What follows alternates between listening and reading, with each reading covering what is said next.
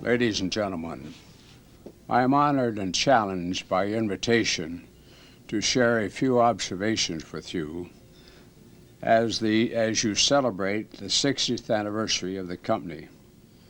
To speak to this group is like coming home. 61 years ago, as a 19-year-old, I was hired as a page boy for the opening of the now demolished Benjamin Franklin Hotel on the site of the present Seattle Westin Tower. In 1930, 2 years later, at the bottom of the great United States Depression, Messrs. Thurston and Dupar, over a cup of coffee in Yakima, agreed it was to their advantage and also to the advantage of the Schmidt family to consolidate their financial interest and organize Westin hotels. Lynn Himmelman, Gordon Bass, and I were employees at the beginning of the present corporate structure. Some of you in attendance have been a member of the management team for 25 years or more. You represent the thread of continuity of this proud company. Probably a greater share of the attendees are those of you in the fourth generation of leadership, Larry Magnan and his team assembled here today. In 1936, I was named manager of the 100-room President Hotel in Mount Vernon, Washington. In 1946, assistant to Mr. Thurston, the president. In 1960, president of Westin, and then chairman. In December 1970, at 59 years of age, I was named chairman and chief executive officer of United Airlines. When I retired in 1983, I had completed more than 40 years in management in two different service businesses, people taking care of people. What have I learned? What I have learned is very simple. If you are sufficiently senior in management, be an active participant in developing an attainable objective.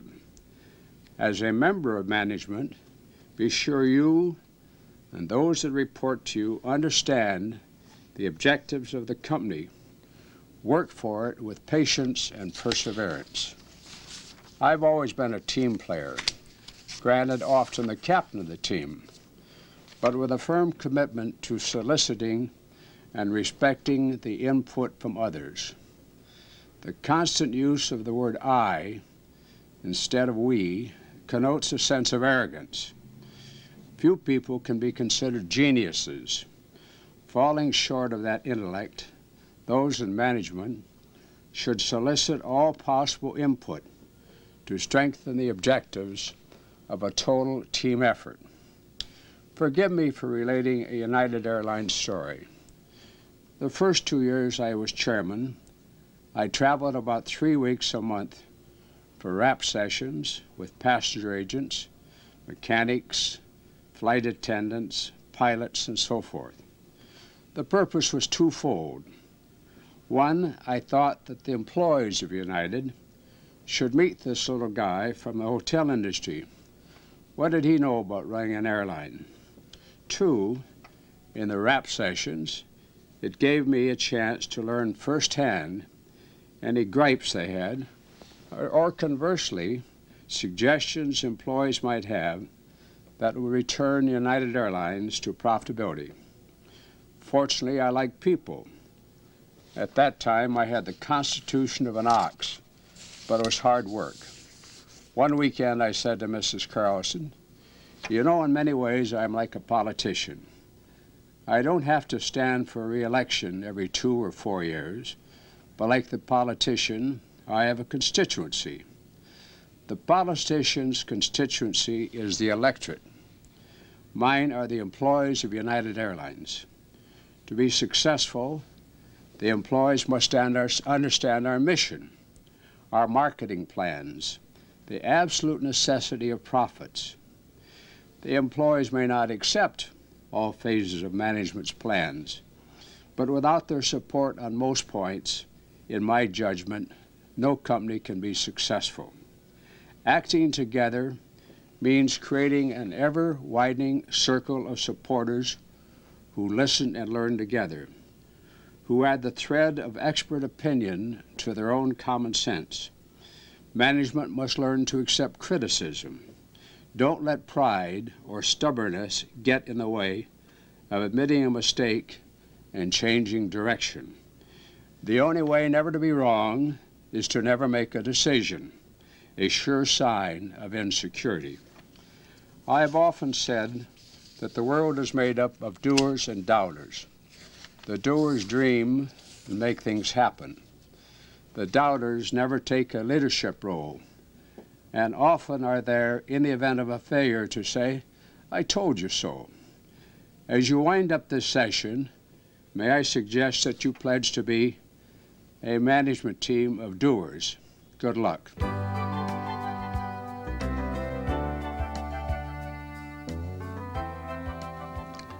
"60 years is a long time, a long, long time.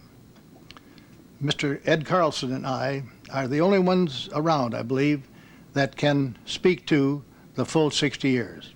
Actually, he and I started 61 years ago, the year before this company was incorporated. We were together at the opening of the Benjamin Franklin Hotel in February of 1929. After that, we went on to our respective universities and carried on with the company through the 30s and from that point forward. After Cornell, I was at several hotels. I worked at the Multnomah in Portland, at the St. Francis in San Francisco. And then Uncle Sam caught up with me for World War II. A sidelight, at the St. Francis in 1935, the rates were $3.50 single room and $5 for a double room. Think of that today. In our growth after the war, the emphasis was on quality. And I underscore that word, quality. And I believe that that has carried forward to this point today. We have felt over the years that Westin didn't want to be the biggest hotel company, but we wanted to be the very best one.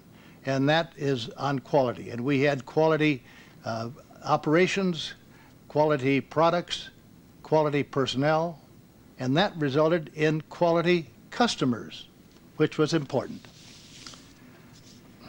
And I was involved after the war in financing, design and construction of a number of our hotels, those in Western Canada, the St. Francis Tower in San Francisco, the Century Plaza, Mexico City, the Camino Real, and Puerto Vallarta, and also those several hotels on the other side of the Atlantic that were no longer part of Westin, the Carlton in Johannesburg, and the Scandinavia hotels in Copenhagen and in Oslo.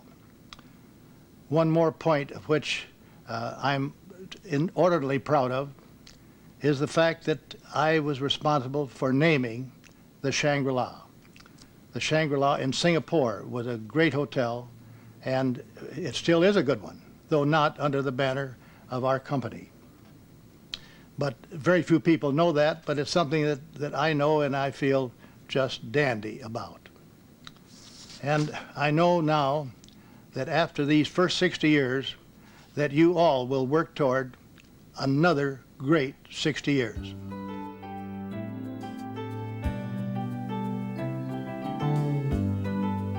As many of you know, I'm the self-appointed historian of Westin.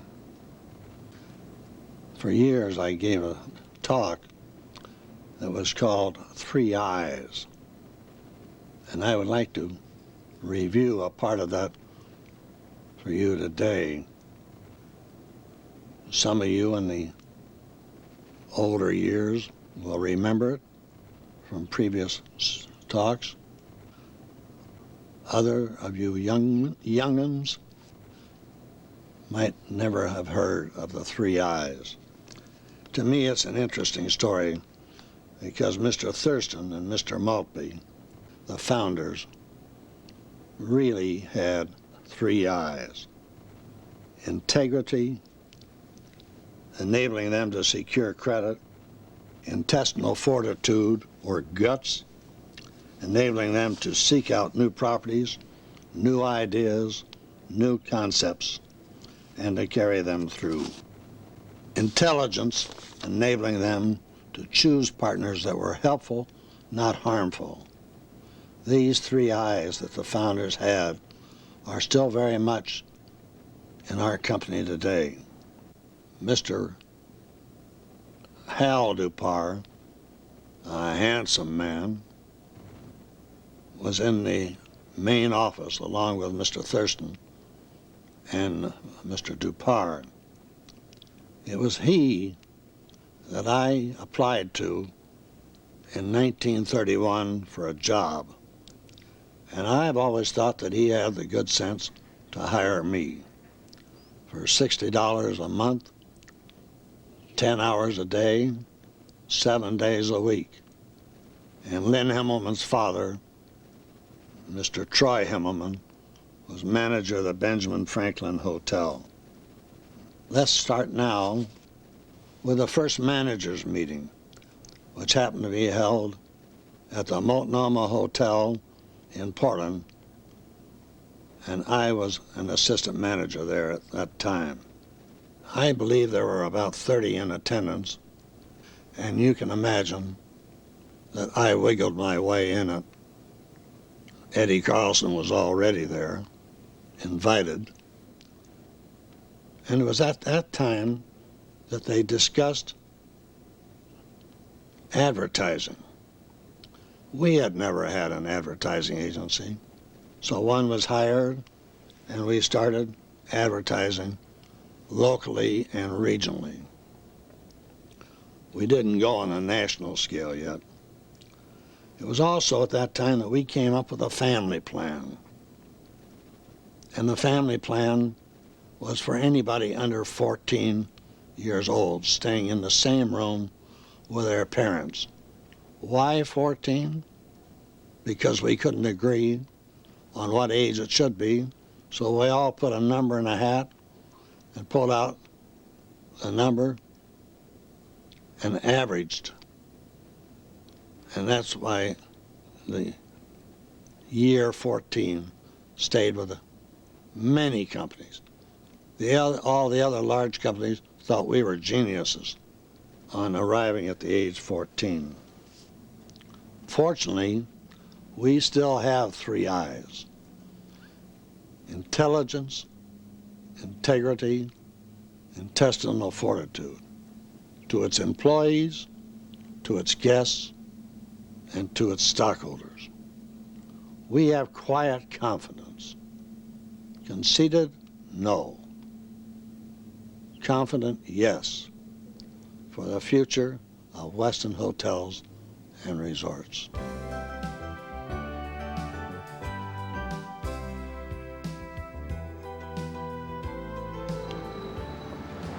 You know, some people think it rains all the time in Seattle, but today is a beautiful, sunshiny day. And right behind me is the Olympic Hotel that I wanted to talk to you about today. It was built in 1927 and had an addition put on it in 1929 and has about 800 rooms. It's also located on the original site of the University of Washington campus.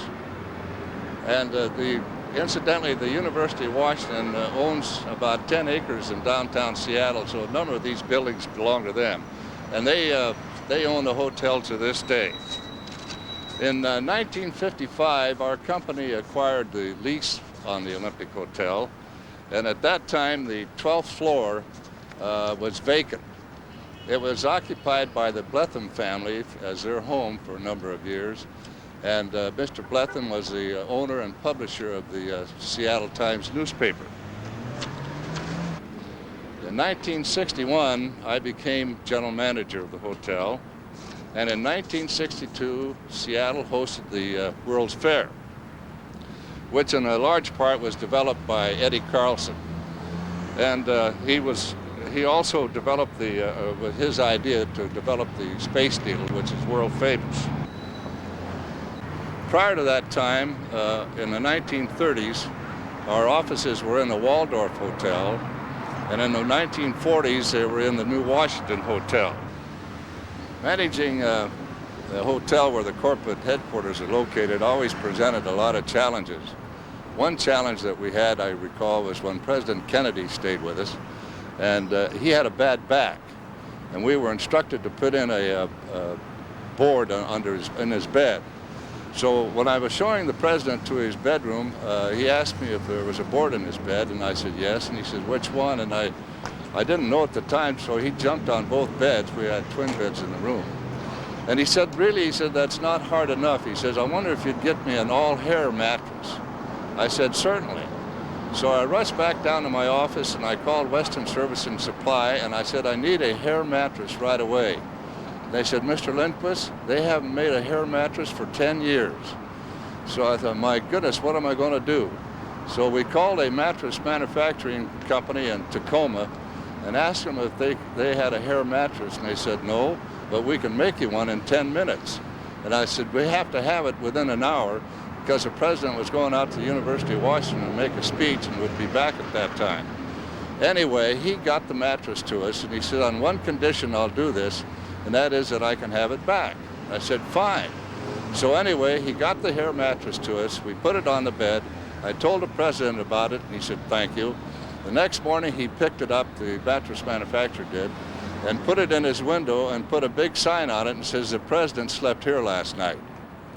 Now let's go down to the Westin building and show you that one.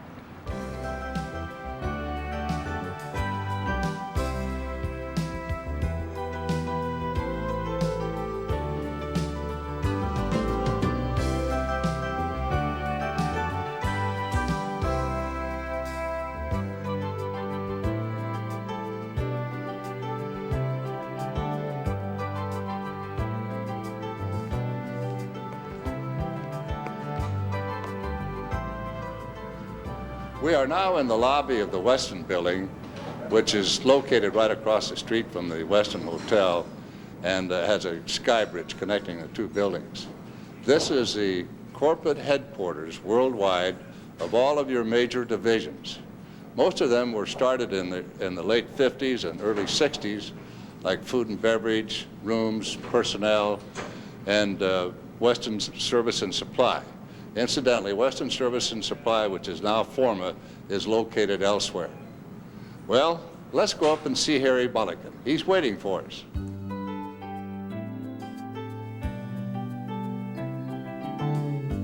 I would like to add my welcome to you and your attending the 1990 Annual Management Conference, and the very, very special year of 1990 being the 60th year of Westin Hotels and Resorts. You know, I think we can all remember when we attended our first management conference and how important that experience was. I recall also what I consider the first management conference in 1974 of what we called ourselves the third generation. Many of us had had a wonderful opportunity to work with Mr. Thurston, Mr. Dupar, Mr. Carlson, Mr. Himmelman, and Mr. Bass in the first two generations of our company. And then in 1974, we started the third generation. Today at this conference, you start the fourth generation, the first management conference during the fourth generation of Westin, something that all of you can be extremely proud of. And I am completely confident that the fourth generation is going to outdo the third, the second, and the first. And that's the way it should be. Your youth, your enthusiasm, your ambition will set Westin Hotels and Resorts into a new level and will continue to be the finest hotel company in the world to work for and the finest hotel company and people to be associated with. My congratulations to you on being here.